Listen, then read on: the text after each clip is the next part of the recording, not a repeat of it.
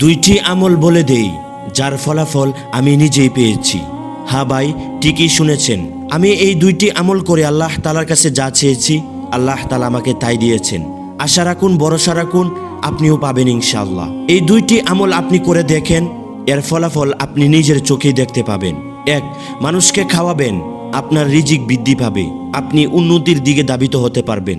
যত বেশি পারেন মানুষকে দান করবেন, আল্লাহর রাস্তায় দান করবেন, দেখবেন আপনার রিজিক কিভাবে বৃদ্ধি পায়, আপনি কল্পনাও করতে পারবেন না।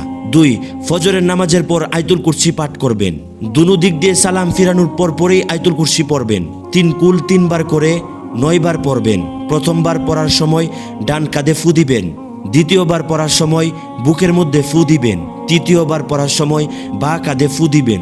ইনশাল্লাহ ওই দিন আপনার কোনো প্রকার বালা মুসিবত বিপদ আসবে না। আপনি বিশ্বাস না হলে এই আমলটি করে দেখেন। আমি করেছি, তার ফলাফল নিজের হাতে পেয়েছি, এজন্যই আমি আপনাকে বলছি।